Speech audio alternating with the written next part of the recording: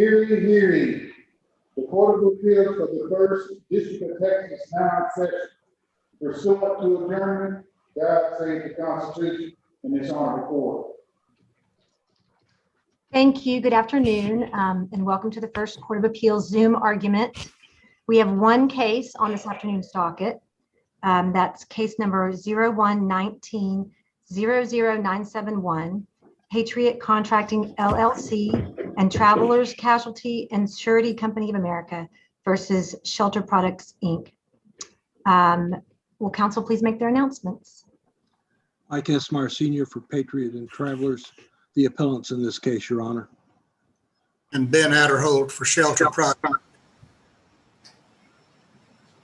Your Honor, this is Mark Counts for the appellant. I'm sorry, the appellee Cancor Companies. I'm having some technical difficulties. I cannot hear. Okay. Do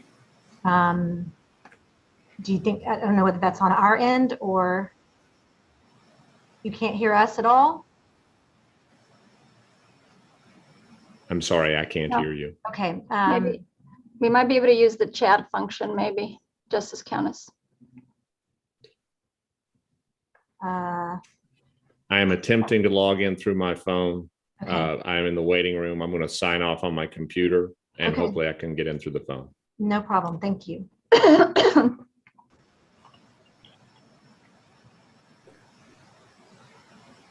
He actually can get in through his computer and still be on the phone. Ah, Your Honor, I can hear you on my phone. I apologize.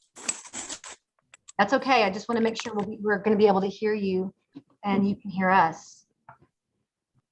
Is that you? Why don't you? I can hear you, Your Honor. Okay. All right. Well, we will move forward then. And I think everyone is now getting accustomed to a little bit of the instability that can happen no matter how great our technology is. And even if it worked perfectly yesterday. So we'll be patient. And on that note, before we start, I was just going to acknowledge, and you've probably experienced this already.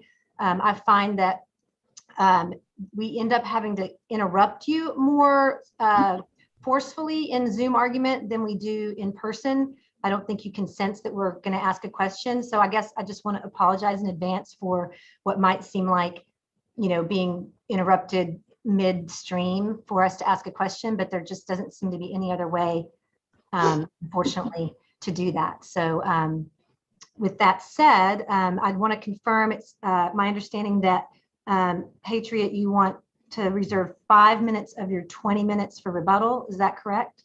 That is correct, Your Honor.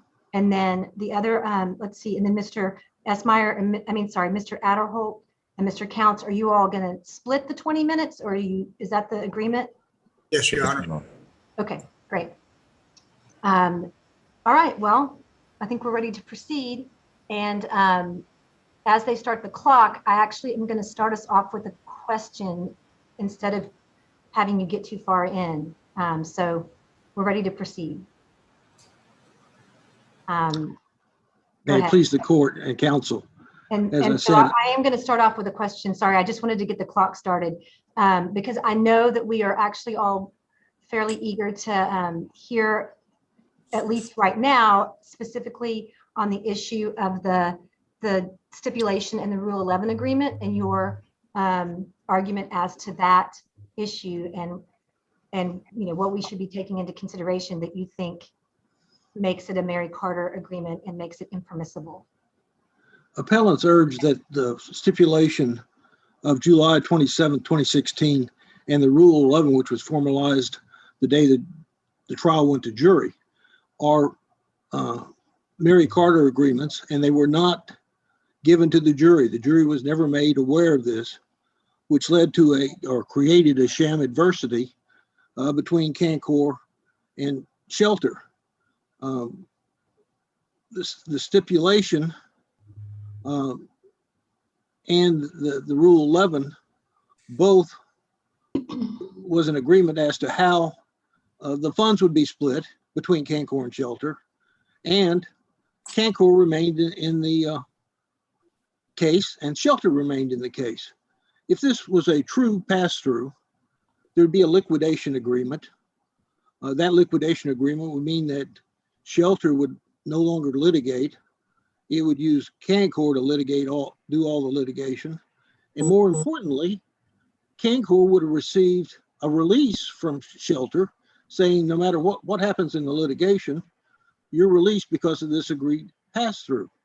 Well, why do they want it to be a pass-through? They want it to be, they being Shelter and Cancor, want it to be a pass-through because of the interstate case. The interstate case, while it says that a pass-through is not normally subject to a Mary Carter, also says the pass-through is limited to a sub, to a general contractor, to an owner. There is no owner in this case anymore. So there is no Texas case that allows a true pass-through of the interstate version to go from a supplier, Shelter, to a subcontractor, Cancor, against a general contractor. The law doesn't allow it. It's an assignment. And assignments are very much subject to Mary Carter issues. Why is it not just more like a stipulation of facts? Well, if you have a true stipulation of facts, everybody's got to stipulate to it, not two guys sitting in a room trying to figure out how they're going to divide the pot. Well, but Mr. Esmeyer, I'm sorry, the stipulation does not talk about division of pots. And it doesn't really talk about how anything is going to be litigated. It talks about some facts that the parties are in agreement with. And so let me back up. Are you saying the Mary Carter agreement is the stipulation or the Rule 11 or both? And where specifically is that division of pot identified in any of those documents? For Shelter and Cancor, the issue's harder because they took a judgment as a pass-through. That's what the judgment says. They didn't use the word pass-through in any of their pleadings. They called the stipulation an assignment in their pleadings before this. If it is a pass-through, then they can't also say it's just something that's out in the breeze. But they're the ones that say it's a pass-through in the judgment. The judgment is limited to a pass-through through a lien. We don't think the Shelter's lien is valid. That's part of our case, Your Honor. And what is the basis? Well, is it just the Mary Carter argument that Cancor could not assign its lien rights to Shelter? That's fine, Your Honor, as long as they told the jury that. They didn't tell the jury. They went in like they were adverse to each other, and they weren't adverse to each other. So whether you call it a Mary Carter or just something that's prejudicial to Patriot and Travelers, they needed to tell the jury, hey, jury, we've got this agreement over here, and we're not always adverse to each other. We're on the same side. And then when the court granted the summary judgment or the directed verdict in Cancor's favor, in Shelter's favor, the Shelter lawyer had no reason to be before the jury other than to support the arguments of Cancor. And that was objected to by Miss Patriot and Travelers lawyer. And he even brought up the case that it happened before was Houston versus Sam Wallace. The Rule 11 was not disclosed properly, and it should have been disclosed properly, and it was not. And your position is, again, going back to that it should have been disclosed because in your view, that was a Mary Carter agreement. And again, whether you use the word Mary Carter or not, it is prejudicial to, it is reversibly prejudicial to Patriot and Travelers to have the jury believe that Cancor and Shelter are adverse to each other when they're buddies. But did you make that argument? Did you make that argument to the jury in your closing? When you saw that they have presented questions 1 to 3, did you argue to the jury that they were not adversary parties any longer? I'm sorry, but the proper method is to file an objection. An objection was filed saying he does not get to argue. An objection then in front of the jury would be harmful to your position. The But is proper it not? Sorry, go ahead. the proper objection was made. And in fact, the proper case was cited, Houston versus Sam Wallace. Didn't Patriot, I'm sorry, didn't both Cancor and Shelter, though, have claims against Patriot of their own, regardless of any agreement or stipulation? Shelter's sole claim against Patriot was the lien. The court had found that the lien was valid. Once the court found the lien was valid, Shelter had no reason to be there anymore to argue in front of the jury. So the only reason that they argue in front of the jury is to support Cancor. And in fact, that's what the Rule 11 goes to. Hey, Cancor, I'm not going to object. You're not going to object to my jury charge. We're going to go out there and we're going to get the most money we can from Patriot and Travelers. That's the essence of a Mary Carter. But Mr. Esmeyer, didn't they also have a bond claim, and the lien claim was alternative only to the extent the bond had not been placed and in case they did not have a right to that bond. So they had two claims, a bond and a lien claim. Well, the bond claim is subject to their notice being valid. Shelter's lien was invalid. The reason that being invalid was the notices, there should have been 7, there were 3. It should have been sent by certified mail. It was not. It should have had. Well, that's your issue as to respect to whether they had a valid claim. But there were 2 claims before the court that Shelter put forward, a lien claim and a bond claim. Do you agree with that? Well, I agreed that they convinced the court that that was true, but I don't believe it was true because they didn't even give notice on the bond to Travelers until September the 18th, 2014. It was way beyond the period of time that they were supposed to give the bonding company notice. And Shelter never gave notice to Travelers. Their attorney finally gave notice to Travelers. So, while in reality, yes, they were arguing that they still had a bond claim. In true reality, it's our position that the bond claim was bogus because they didn't give the proper notice. They didn't have the proper affidavit, and they didn't even give notice to Travelers at all timely. Does that satisfy your question, Your Honor? Yes, that answers my question. Thank you. Because talking about the bond, though, because we believe that the bond, the lien, was not valid of Shelters, that also would invalidate jury argument or question number 4, because the court stated in there that the lien was proper, and it's our position that the lien was not proper, and there was objection made. And also we objected to, we Patriot and Travelers objected to the broad submission of number 5, issue number 5, and filed its own jury charges. Those jury instructions that Patriot and Travelers proposed would explain the Prompt Pay Act and explain how the contract worked, that when Shelter, when Cancor received funds from Patriot, it was supposed to give a portionate share to Shelter. And every time it didn't do that, it was a breach of contract. Which contract? The contract between Patriot and Cancor. Does it require a 7-day payment to subs under that contract? Yes, it does. And what happened here was, this was a pay when paid contract. That's very important because Timonos, the owner of the property, didn't pay Patriot on pay application 4 for Patriot and pay application 1 for Cancor until July 15, 2014. Well, at that time, Cancor was long gone. So what happened was that Cancor came to Patriot and said, I know you haven't been paid by Timonos, but pay us some money.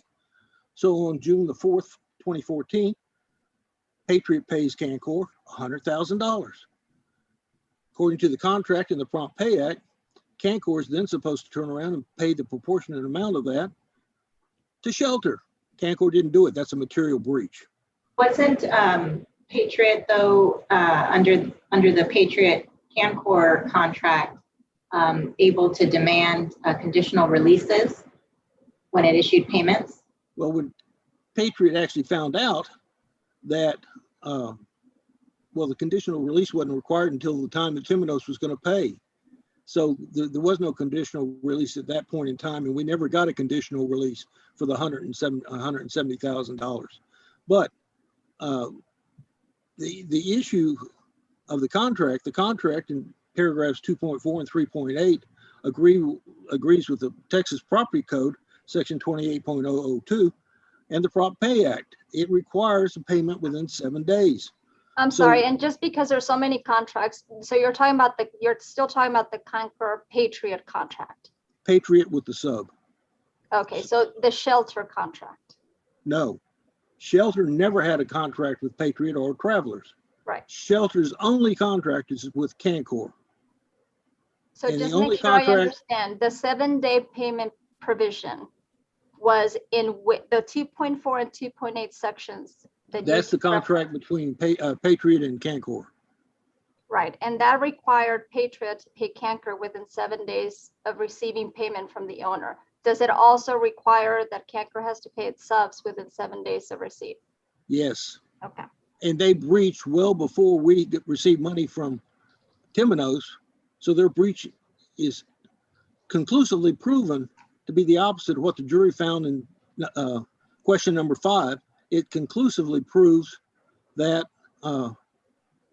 Cancor breached first. They were paid another $70,000 on June the 20th, 14. And again, they did not pay. In fact, Cancor never paid Shelter a dime. Shelter was their supplier. Patriot finally finds out in July what's going on. And immediately the next check, which pays all of pay application number 1 for Cancor, is a joint check. Well, and that was where I was going, is why didn't Patriot write the first 2 checks jointly? Because they expected Cancor to follow the contract and the law and pay Shelter. And in fact, Patriot put in a question to Shelter as to what Shelter was owed. They didn't respond until July the 8th, at which point the next check was a joint check because Shelter had not been paid yet. So Patriot discovers that Cancor has not paid Shelter in violation of the law and the subcontract. It joint checks, upon which point Cancor quits. So Cancor is paid $170,000, doesn't pay Shelter a dime, stops its work, doesn't do any more work after July the 8th, 2014, and yet is in here saying, you should pay for Shelter. Well, Shelter should have been paid for by Cancor to begin with, but Cancor abandoned the job, and that's a breach, material breach. Mr. Hal Esmeyer, versus- was Patriot a party to the joint check agreement? Patriot wrote the joint check. Okay, so was it not a first breach when they failed to write a joint check in that first payment that they issued? Was not required by the contract. Well, what was the purpose of the joint check agreement then? The purpose of the joint check was because Shelter finally told us they hadn't been paid. So the purpose of it was simply to try and get Shelter some money. Okay. I've reserved 5 minutes, Your Honor. Thank you. Thank you for your time and consideration. Thank you. Thank you.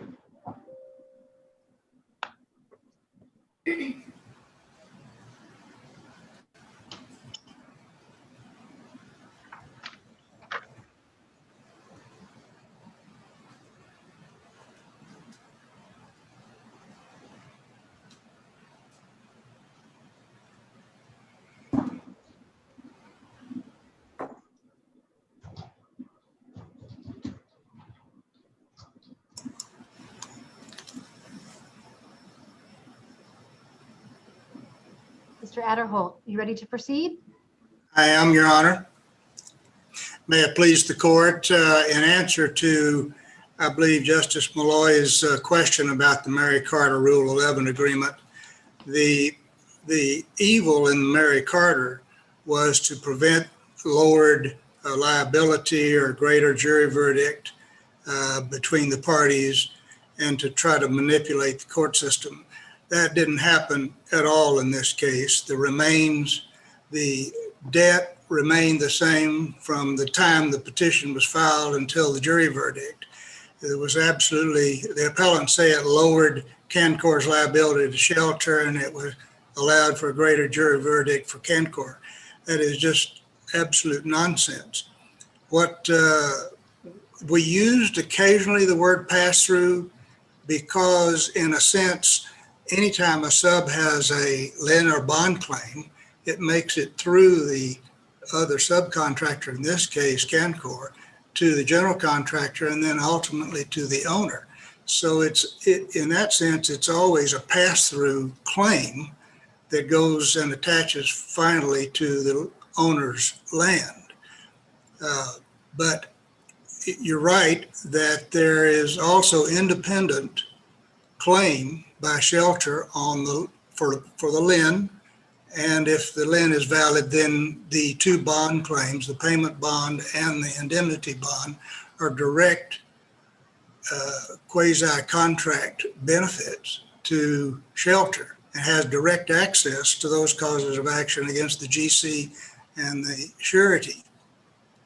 And as far as the jury understanding of this, it was very clear from the very beginning that Shelter and Cancor recognized the validity of each other's lien claims and bond claims. Cancor went into that jury telling them that we don't dispute the amount of the claim, but we weren't paid by Patriot, and so we couldn't pay Shelter. And nevertheless, the jury was not misled about the positions of the parties, and it was clear that that we asserted, that is, Shelter asserted a lien claim and the claim on the two bonds against the GC and the surety, and that the claims of Shelter are included in the claims of Cancor.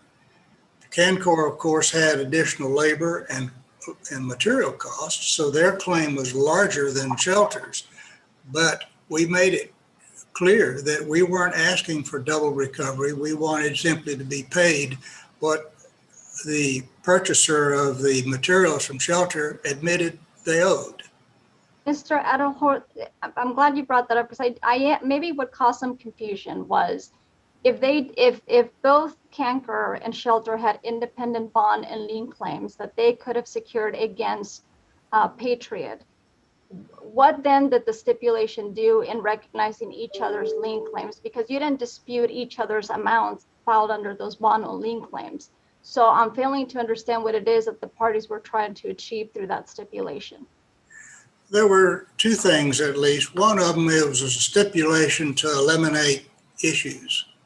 We wanted to go to the jury on fewer disputes and make it easier for the jury to understand construction claims that can get complicated. The second thing was to get the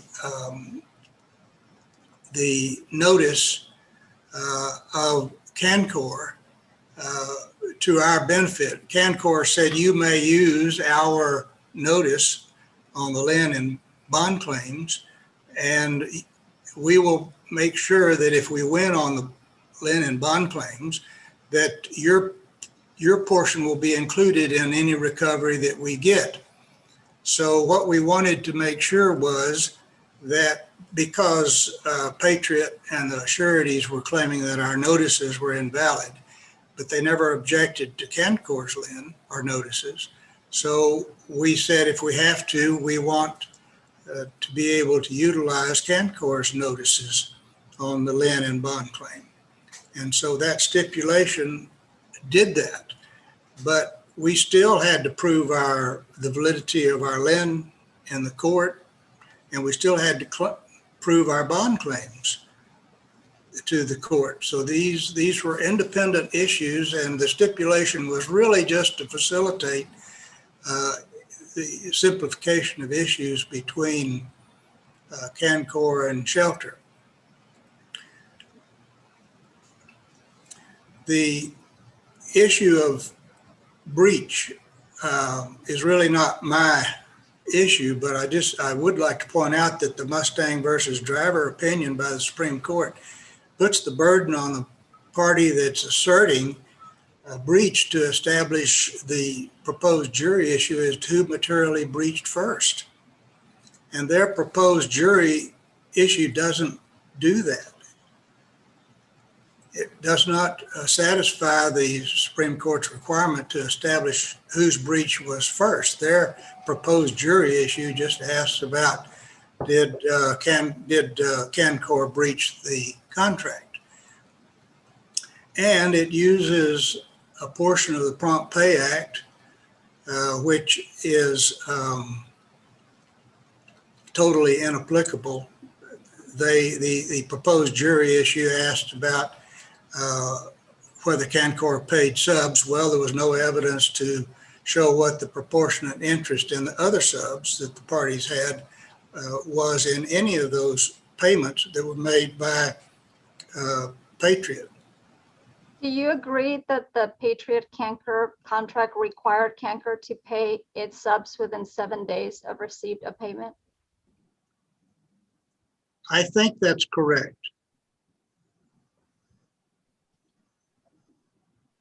And why did you not breach that then by not paying Shelter when you first received the first check from Patriot? Well, I represent Shelter, and of I'm course, sorry, Shelter, right. we wanted. Why was that not a breach? Why was not the failure of Cancor to pay Shelter? You're right. Well, in other words, were you expecting payment within 7 days under that Cancor Patriot contract? We would have, Once Cancor received that payment? we would have loved to have had payment within 7 days. Was But it a requirement? not in the contract between Cancor and Shelter, Your Honor. Okay. The subcontract between Patriot and Cancor may have had the 7 day requirement, which was reflected also in the prompt pay statute. The issue of interest and attorney fees, I want to just touch on this before my time expires, is that our theory is that there's no prompt pay interest in the judgment below. So the court does not need to reach any question on prompt pay.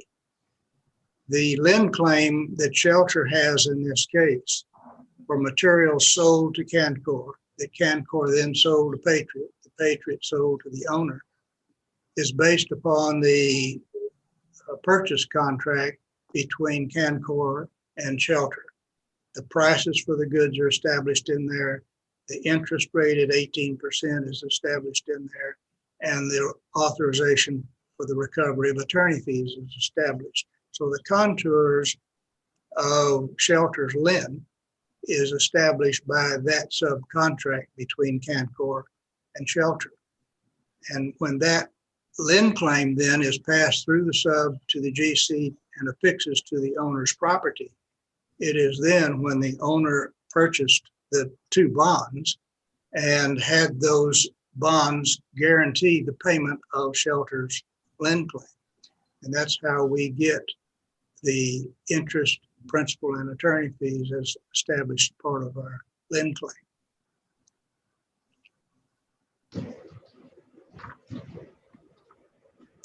I could mention in the few seconds I have left that this court in the United versus Boring case, which we've cited, makes clear that it is not interested in setting up technical tricks, traps, and stumbling blocks.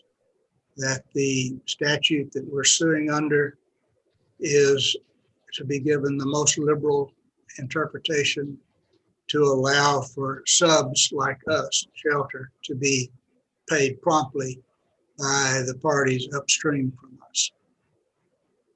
Mr. Idaho, can I just ask you one last question? In your view, that the stipulation or the Rule 11 agreement absolve Cancor of any future liability as to Shelter? In other words, would you continue to look to them regardless of what the jury found? Sure. Sure. So, yes, they were absolved from liability, or you would still look to them for? We would still look to them for recovery.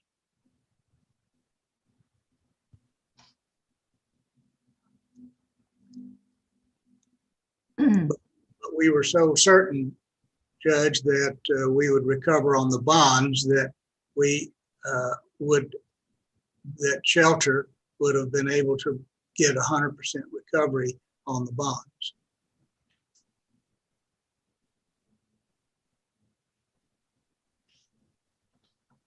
Thank you.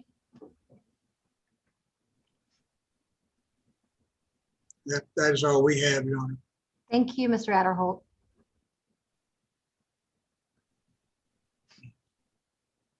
I guess Mr. Counts has to jump in here real fast to try to get the most of his 10 minutes, 8 minutes.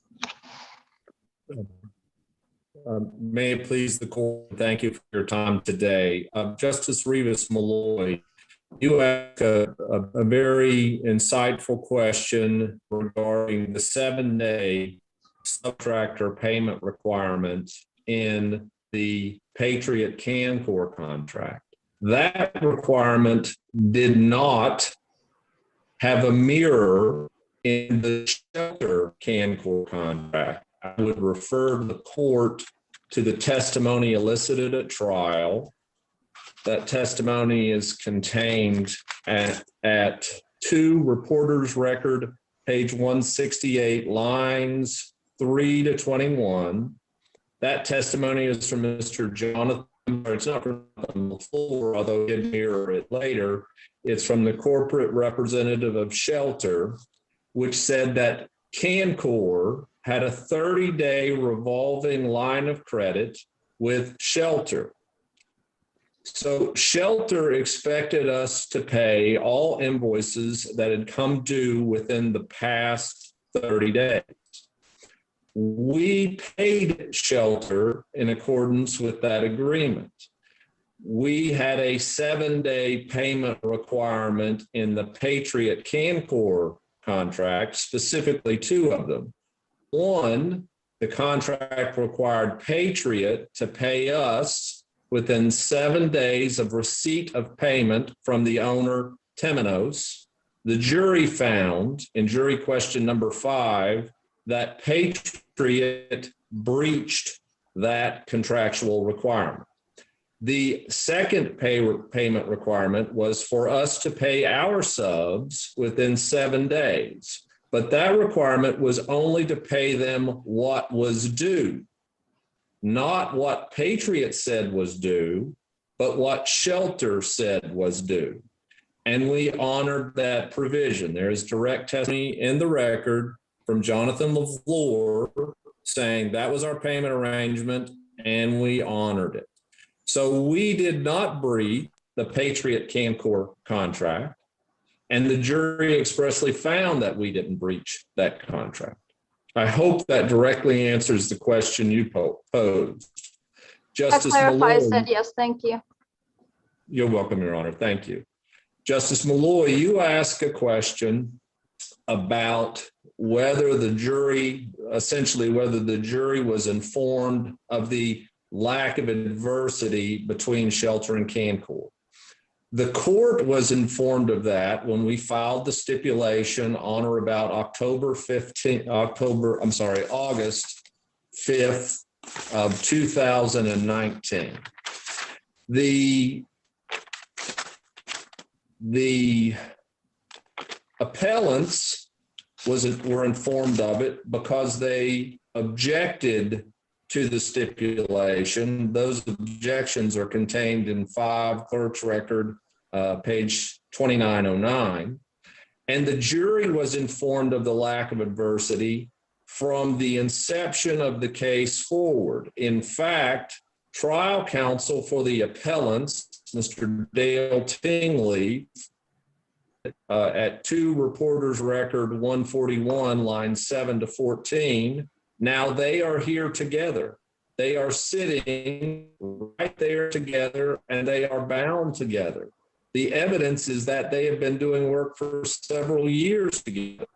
The evidence will be that Shelter gave CanCorp material to them. CanCorp was $500,000. So they are buddied up on these things as evidence from what's going on today. That is from the appellant's counsel saying that we were buddied up from his opening statement. During trial testimony, one of Cancor's employees, Mr. Joe Collins, gave direct testimony where he stated that one of the purposes of Cancor's suit was to recover money to pay shelter. The jury was well aware of that. That testimony is at volume 4A, Reporter's Record, page 110, lines 20 to 25, and 4A, Reporter's Record, page 111, lines 1 through 4. So in regard to whether or not the Rule 11 was a Mary Carter agreement, it wasn't, because it was fully explained to the jury what the purposes of the suit were. Shelter did want to be paid. Shelter could have recovered a judgment against us, and the jury actually did find that we owed them money. The jury also understood that we did not pay that money because Patriot failed to pay us. So I don't believe there was any false impression of a lack of adversity between Cancor and Shelter. In that regard, I hope the court understands that there was a set of facts under which Shelter could have recovered a judgment against Cancor, and Cancor could have lost Patriot on its counterpart. At all times throughout this trial, Cancor did face liability. That liability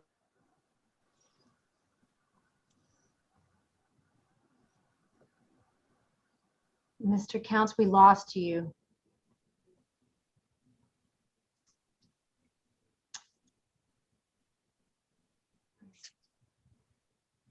Okay. I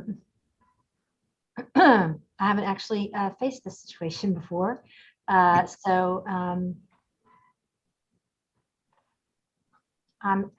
thinking we just wait, let the 2 minutes go and see if he pops back on, and then we'll need to move on to rebuttal. And then maybe, well, that's really all I think we can do. Maybe he'll call back in.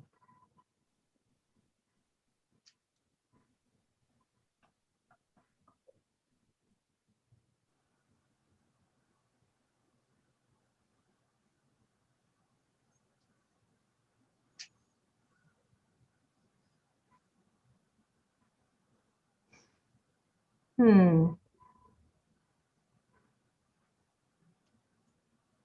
wonder if he realizes he's not on. I think we're probably going to have to move on, but I'm just going to check and make sure I don't have any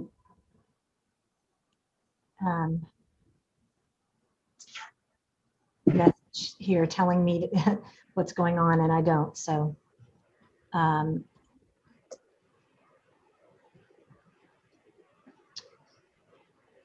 okay, I think at this point maybe we move on to rebuttal. I apologize. I didn't actually ask what to do when this happens. So I'm just gonna, oh wait, here's Mr. Counts. Let's see. Hopefully everyone's okay with letting him have his final 2 minutes. I think I would expect that all the council would agree to that. Oh, let's see. Mr. Counts, can you hear us? You're back? I am, Your Honor. My great apologies. Please trust me. We did test my landline system, and it worked at 11 o'clock. For whatever reason, I cannot explain why it's not working out. We all understand. And I was going to suggest you turn your camera off, because sometimes that reduces the bandwidth, but I actually don't know if that's, like I said, I haven't done this hurdle before, so I don't even know if I'm allowed to tell you to do that. So I think on your suggestion, I have done so, and hopefully that helps improve reception. Great. So you have, I think you have 1:49 on the clock. Yes, Your Honor. I think the last point I had mentioned was on the Rule 11 agreement. And I believe the court understands that we did face potential adversity. The other aspect of that I would like to talk about is the Texas Supreme Court in the Interstate Contracting Court versus City of Dallas case has specifically recognized the existence of pass-through agreements and has specifically exempted them from the Mary Carter Agreement prohibition. And the Texas Supreme Court yes, ma'am. Yeah, while you're on that point, so is it your position that either the Rule 11 agreement or the stipulation was in the nature of a pass-through claim? Yes, Your Honor.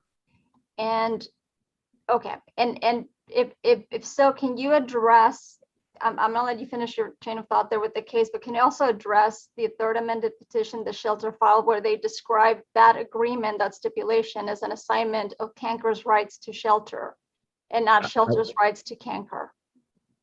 I could not speak as to the line of thought Mr. Adderholt held when he drafted that petition. I don't know why he described it that way, so I can't speak on that.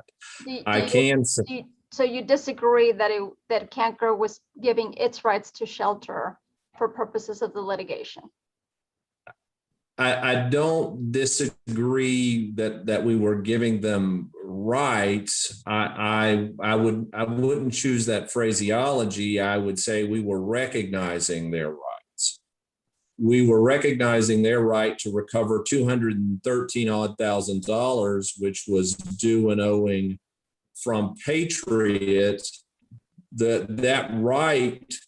The reason they didn't receive the money was because Patriot didn't remit it to Cancor. If the money would have been remitted to Cancor and the money was due and owing, then the money would have been paid to Shelter. So the assignment characterization, I don't really have any insight as to why Mr. Adderholt used that verbiage or that word. From my perspective, it was a pass-through claim where we essentially, and we told the jury this, we were more on our lien and or bond claim and remit the money to Shelter. I hope that answers your question. Thank you. Thank you, Mr. Counts. Your time is up and we appreciate your argument.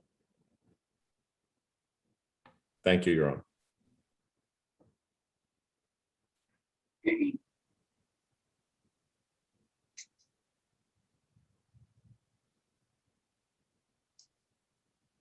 I'm back. May it please the court. I'd like to answer first the issue of whether or not Shelter or Cancor gave up anything. Cancor, in the first instance, owed Shelter the money. Its contract allowed for attorney's fees from Shelter to Cancor. There was no request for attorney's fees from by Shelter against Cancor. They did give up a valid right. So this is not a situation where no rights were given up. And as was just stated, it's one thing for our client, our attorney to say they're buddied up. It's another thing for them to admit they're buddied up. They could have said, yeah, that's right, we are. They didn't. And it's not what the court asked us. Did he make complaint about it? Well, he objected and he made complaint. He did everything he was supposed to do, but they didn't admit it. They didn't say, hey, we agreed on the jury charge. Hey, they didn't say, we're not going to sue each other for attorney's fees. They didn't say that. That's the essence of a Mary Carter. That's the essence. Even though it was explained they were buddied up, they need to admit they were buddied up. I think it was also argued that the lien claim amount against them was not prosecuted. Well, actually, it was contested, the lien against Cancor, in that we said, not technically like we did with Shelter, but we said Patriot said, you owe us money. You didn't pay, we paid you, you didn't pay Shelter, and then you left the job. So that lien was contested in that manner. Now, let's talk about attorney's fees. The burden is on Cancor and Shelter to prove recovery fees from another party, Patriot Travelers. That's Tony Gallo, old-time Texas Supreme Court case. But there were cases that came down during the year that this case was litigated. In this case, they failed to segregate the fees. There were multiple parties, multiple causes of action. And then they dropped their claim to a pass-through through a lien. Let's look at their invoices. Shelter's got 14 hours dedicated to lien. Cancor hasn't a single line dedicated to lien work at all. Yet they want to say, well, we segregated it. We came to the jury and we said, oh, I think 10% off is enough. That's not the way it is. That means they missed the lodestar requirement. Lodestar means that you have to show each specific line, the person who did it, why they did it, and it's not duplicated.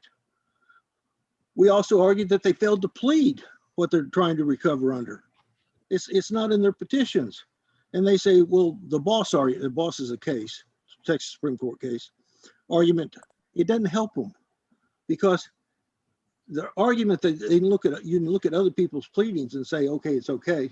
In those cases, they're all on the same side. Here, they're wanting us to look on the other side, to look at because we pled it right. They say, oh, it was being contested. That's not what Boss goes to. Boss says specifically, if you plead the wrong statute, you're stuck with that statute and you don't get attorney's fees. Objection was timely made before judgment. The case law says that there's no waiver, and the modified judgment is the first we heard of the fees being equitable and just. It's not in the original judgment. It's sort of placed in there later.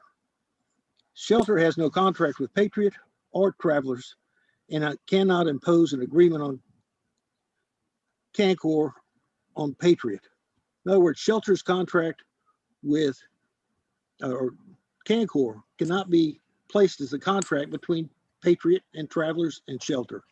But Mr. Esmeyer, under the bond, that they would have been entitled to recover any interest that would have been due under the original Shelter Cancor contract.